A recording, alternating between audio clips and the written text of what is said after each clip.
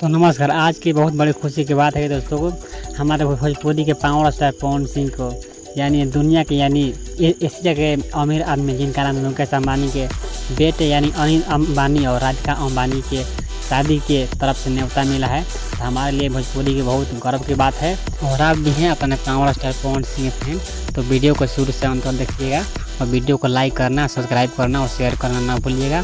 तो मैं आप लोग बता दूं कि जब से अपने पावर स्टार पवन सिंह के अंबानी की तरफ से न्योता मिला है, तब से पूरे भोजपुरी में खलबली मच गई है। साहिल यादव और रवि किशन और मनोज तिवारी और दिनेश यादव निरहुआ इतने बड़े बड़े स्टार हैं, इतने सुपर स्टार हैं, कॉलेज स्टार हैं, तो उन लोगों की नहीं ये न्योता मिला। तो आपसे बता दूँ कि अपने भोजपुरी के पावर स्टार पवन सिंह हैं, जिन्होंने अपने भोजपुरी के इतने बड़े से बड़े लेवल में इतने आगे लेकर गए हैं, जिनके गाने पूरे वर्ल्ड में सुने जाते हैं, लॉलीपॉप सॉन्ग। उसके वजह से इतने बड़े फेमस हैं अपने पावर स्टार पवन सिंह। इसी की वजह से अपने मुकेश अंबानी ने और अनंत अंबानी ने अपने पावर स्टार पवन सिंह को न्योता दिए हैं और किसी को नहीं दिए। तो आप